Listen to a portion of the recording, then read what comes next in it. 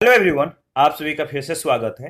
ये टेस्ट संख्या 20 है। इस टेस्ट सीरीज में 50 प्रश्नों को कवर किया गया है, जो कि एग्जाम के पॉइंट ऑफ व्यू से बहुत ही महत्वपूर्ण प्रश्नों का यह संग्रह है।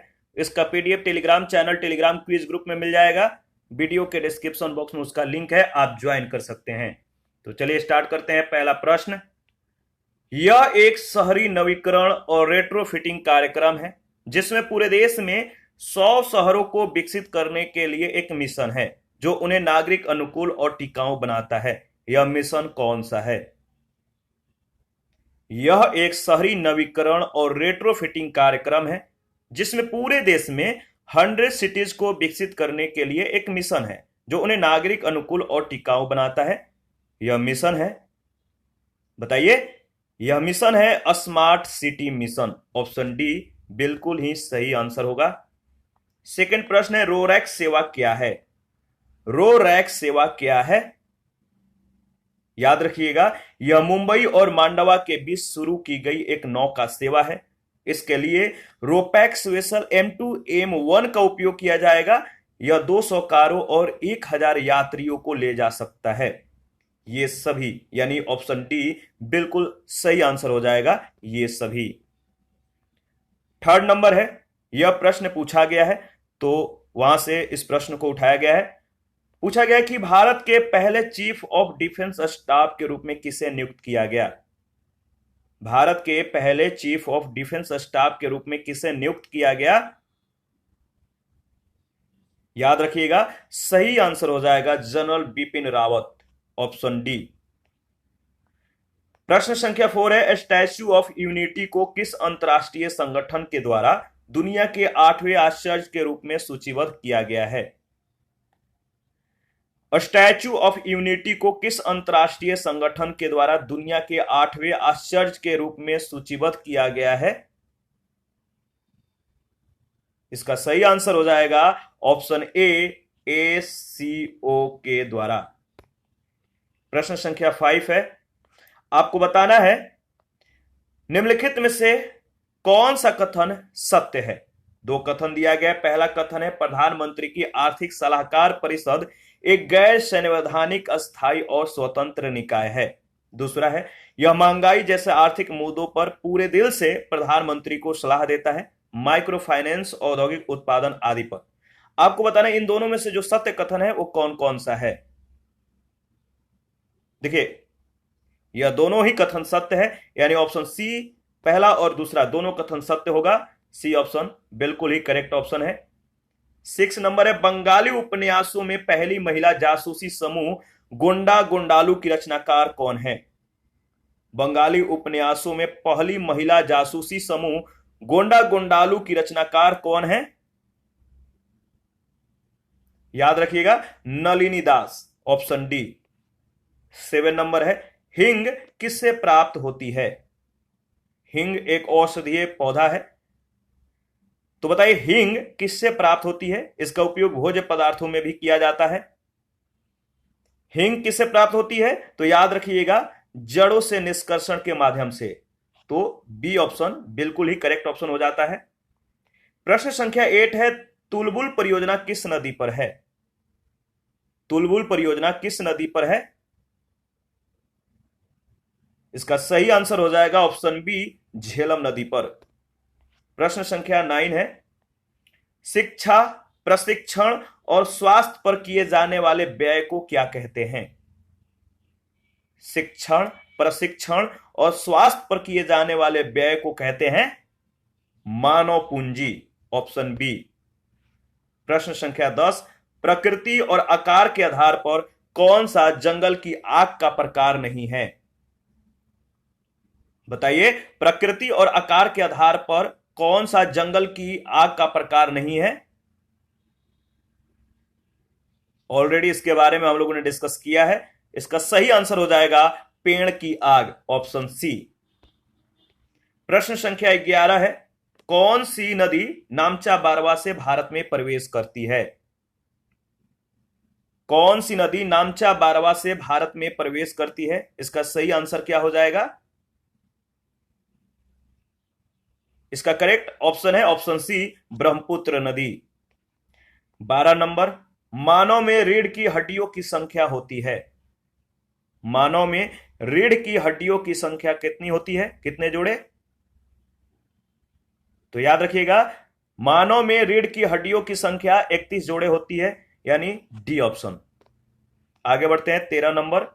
कौन सा राज्य एलजीबीटी समुदाय के लिए एक समर्पित राज्य स्तरीय अदालत आयोजित करने के लिए तैयार है? कौन सा राज्य एलजीबीटी समुदाय के लिए एक समर्पित राज्य स्तरीय अदालत आयोजित करने के लिए तैयार है? तो याद रखिएगा, केरल।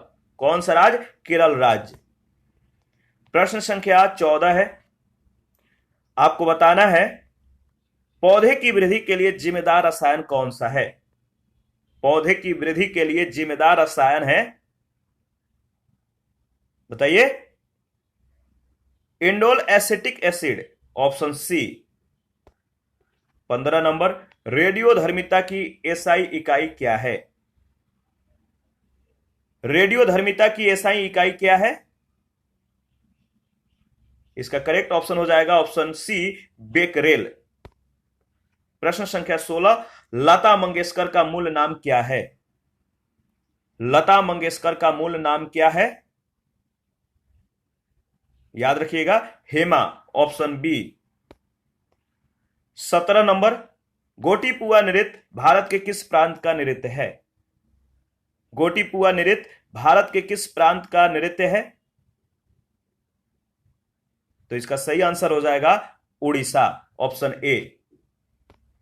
प्रश्न संख्या 18। सौर ऊर्जा का परिणाम स्वरूप होता है? सौर ऊर्जा का परिणाम स्वरूप होता है, तो याद रखिएगा, सौर ऊर्जा का परिणाम स्वरूप क्या होता है? हाइड्रोजन और हीलियम परमाणुओं की संलयन प्रतिक्रियाएं, यानी ऑप्शन बी इसका बिल्कुल ही करेक्ट ऑप्शन हो जाएगा। प्रश्न संख्या 19 है, आपको बताना है ऋग्वेद में एक युद्ध का उल्लेख मिलता है जिसे जाना जाता है। ऋग्वेद में एक युद्ध का उल्लेख मिलता है जिसे किस नाम से जाना जाता है? तो याद रखिएगा, ऑप्शन बी, 10 राज का युद्ध। 10 राज का युद्ध, तो बी ऑप्शन इसका करेक्ट ऑप्शन है। प्रश्न संख्या 20 है, निम्नलिखित में से कौन सी फिल्म जलवायु परिवर्तन पर ऑस्कर विजेता वृत्त चित्र है? वह कौन सी फिल्म है जलवायु परिवर्तन पर ऑस्कर विजेता वृत्त चित्र है? इसका सही आंसर हो जाएगा एक असुविधाजनक सत्य, यानी ऑप्शन ए। प्रश्न संख्या 21। निम्नलिखित में से किस कलाकार ने पहले भारतीय संविधान की रूपरेखा तैयार करने की जिम्मेदारी ली थी? निम्नलिखित में से किस कलाकार ने पहले भारतीय संविधान की रूपरेखा तैयार करने की जिम्मेदारी ली थी? नाम बताइए, बहुत ही महत्वपूर्ण प्रश्न है। तो इसका सही आंसर हो जाएगा ऑप्शन बी, नंदलाल बोस। प्रश्न संख्या 22। भारतीय संविधान के अनुसार किस प्रकार की नागरिकता प्रदान की जाती है? भारतीय संविधान के अनुसार किस प्रकार की नागरिकता प्रदान की जाती है? तो याद रखिएगा, एकल नागरिकता। एकल नागरिकता, भारतीय संविधान के अनुसार एकल नागरिकता जो है प्रदान की जाती है। ऑप्शन ए बिल्कुल ही करेक्ट ऑप्शन हो जाएगा। प्रश्न संख्या 23 है, आपको बताना है कि आमतौर पर अधातु बिजली का संचालन नहीं करते हैं। निम्नलिखित में से कौन विद्युत का संचालन करता है? ऑप्शन दिया गया है, ऑप्शन को एनालिसिस कीजिए और बताइए इसका सही आंसर क्या होगा। आमतौर पर अधातु बिजली का संचालन नहीं करते हैं, निम्नलिखित में से कौन विद्युत का संचालन करता है? इसका सही आंसर क्या होगा? तो देखिए, इसका सही आंसर है ग्रेफाइट, ठीक है, ऑप्शन बी। आगे बढ़ते हैं 24 नंबर। प्रकाश संश्लेषण के दौरान ऑक्सीजन मुक्त होता है, बताइए। प्रकाश संश्लेषण के दौरान ऑक्सीजन मुक्त होता है, इसका सही आंसर क्या हो जाएगा? तो देखिए, पानी से, यानी प्रकाश संश्लेषण के दौरान जो ऑक्सीजन मुक्त होता है, ये कहां से आता है, कहां से ये प्राप्त करता है? तो पानी से, वाटर से, ठीक है। तो ऑप्शन ए इसका बिल्कुल ही सही आंसर हो जाएगा। 25 नंबर है, अधिकांश पौधे नाइट्रोजन को किसके रूप में अवशोषित करते हैं? अधिकांश पौधे नाइट्रोजन को किसके रूप में अवशोषित करते हैं? याद रखिएगा, नाइट्रेट्स और नाइट्राइट्स के रूप में, ऑप्शन बी। प्रश्न संख्या 26 है, ग्रेटा थुनबर्ग कौन है? ग्रेटा थुनबर्ग कौन है? तो याद रखिएगा, जलवायु संकट से लड़ने वाली एक स्वीडिश स्कूल की लड़की, यानी जलवायु संकट से लड़ने वाली एक स्वीडिश स्कूली ये गर्ल है, लड़की है, जिनका नाम है ग्रेटा थुनबर्ग। प्रश्न संख्या 27 है, आपको बताना है निम्नलिखित में से किसका उपयोग फल पकाने के लिए किया जाता है? निम्नलिखित में से किसका उपयोग फल पकाने के लिए किया जाता है? बताइए, बहुत ही महत्वपूर्ण यह प्रश्न है, बहुत बार पूछा जा चुका है। याद रखिएगा, फल पकाने के लिए जिसका उपयोग किया जाता है नाम है एथिलीन। एथिलीन का उपयोग फल को पकाने के लिए किया जाता है। प्रश्न संख्या 28 है, दस्त ए मार्गो जिसे मृत्यु का रेगिस्तान भी कहा जाता है किस देश से संबंधित है? दस्त ए मार्गो जिसे मृत्यु का रेगिस्तान भी कहा जाता है किस देश से संबंधित है? याद रखिएगा, इसका सही आंसर हो जाएगा ऑप्शन डी, अफगानिस्तान। प्रश्न संख्या 29, बिजली के तारों को एक इंसुलेट सामग्री के साथ लेपित किया जाता है, आमतौर पर सामग्री का उपयोग किया जाता है। बिजली के तारों को एक इंसुलेट सामग्री के साथ लेपित किया जाता है, आमतौर पर सामग्री का उपयोग किया जाता है, बताइए। PVC, option C. आमतौर पर किस सामग्री का उपयोग किया जाता है? तो पीवीसी का, सी ऑप्शन। प्रश्न संख्या 30 है, विजयनगर साम्राज्य की राजधानी का क्या नाम था? विजयनगर साम्राज्य की राजधानी का क्या नाम था? तो याद रखिएगा, विजयनगर साम्राज्य की राजधानी हम्पी में था, ऑप्शन सी इसका सही आंसर हो जाएगा। आगे बढ़ते हैं, 31, आपको बताना है कि बंगाल की किस नर्तकी ने सुधार गृहों के कैदियों के लिए पथ प्रदर्शक पहल की? बंगाल की किस नर्तकी ने सुधार गृहों के कैदियों के लिए पथ प्रदर्शक पहल की?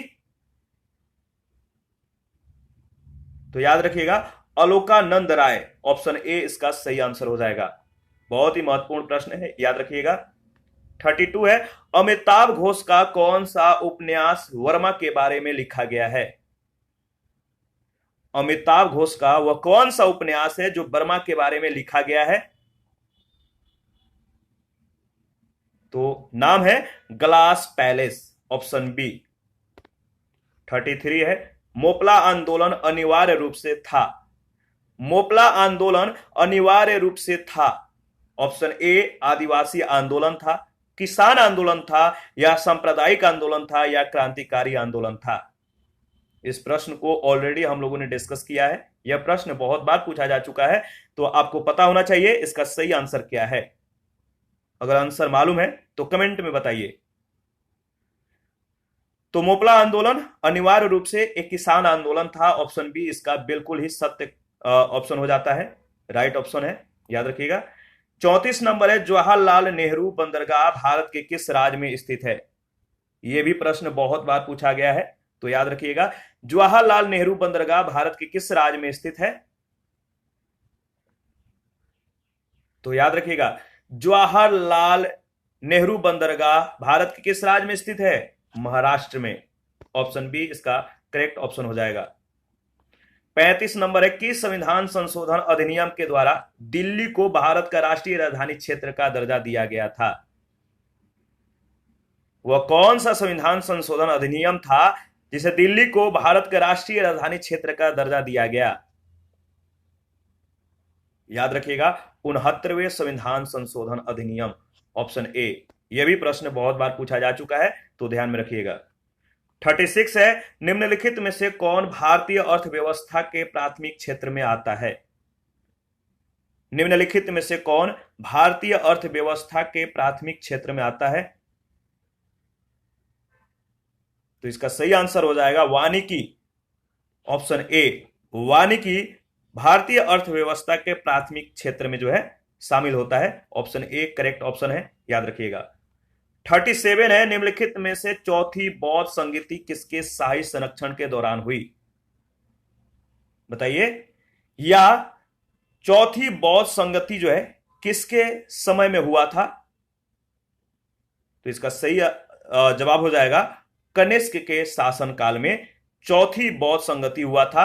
आपको यहां पे कमेंट करके बताना है पहला और दूसरा बौद्ध संगति किसके शासनकाल में हुआ था और कहां कहां हुआ था। कमेंट करके बताइएगा, ये बहुत ही महत्वपूर्ण है। जितने भी बौद्ध संगतियां हैं इनको याद रखिएगा, और लोकेशन और किसके शासनकाल में, ये दो बातें जो है आपको ध्यान में रखना है। प्रश्न संख्या 40 है, बरौनी तेल रिफाइनरी भारत के किस राज्य में स्थित है? बरौनी तेल रिफाइनरी भारत के किस राज्य में स्थित है? याद रखिएगा, बिहार राज्य में, ऑप्शन सी। 41 है, डाउन्स किस देश का घास का मैदान है? डाउन्स के जो मैदान है घास के, किस देश के घास के मैदान है? तो याद रखिएगा, ऑस्ट्रेलिया में जो घास के मैदान है इन्हें डाउन्स कहा जाता है। तो ऑप्शन डी इसका बिल्कुल करेक्ट ऑप्शन हो जाएगा, 41 का डी। पांडा उसी परिवार का है जिस परिवार का है। पांडा किस परिवार का है या किस कुल का है? पांडा जिस परिवार का है, याद रखिएगा, इसका सही ऑप्शन हो जाएगा 42 का सी। पांडा भालू कुल का है, भालू के परिवार का है। 43 है, जीवों की मूल संरचनात्मक और कार्यात्मक इकाई है।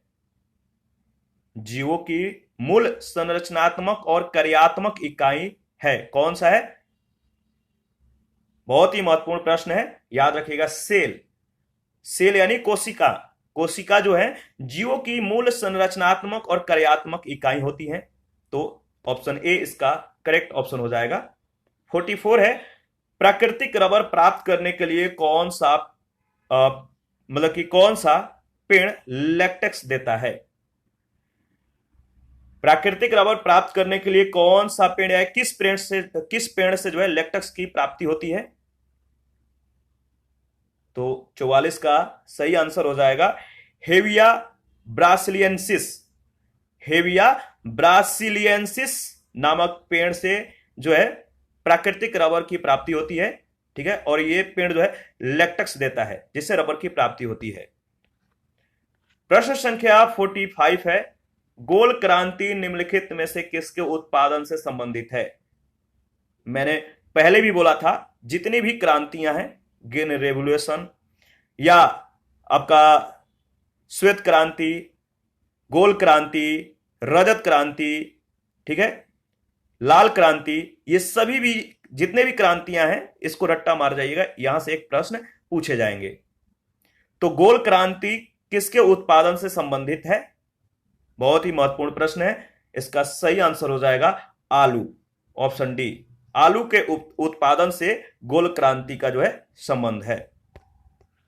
46 है, किस औद्योगिक नीति संकल्प को भारत का आर्थिक संविधान कहा जाता है?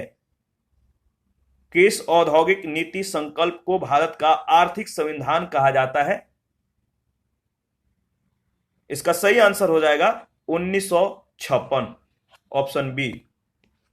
47 है, ऊर्जा की एसआई इकाई है।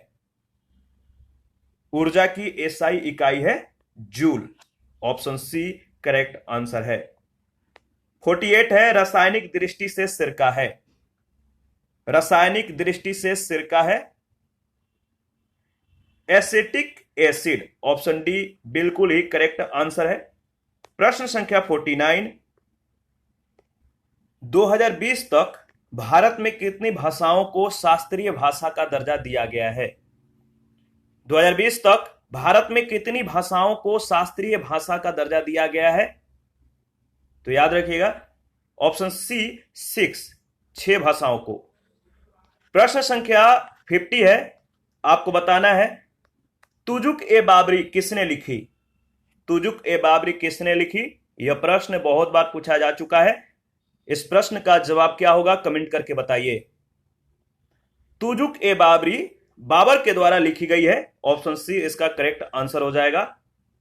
51, लाहो किस भारतीय राज्य का लोक नृत्य है। लाहो किस भारतीय राज्य का लोक नृत्य है, तो मेघालय इसका सही आंसर हो जाएगा, ऑप्शन ए। 42, पृथ्वी का कोर बना हुआ है। पृथ्वी का कोर बना है निकेल और लोहा से।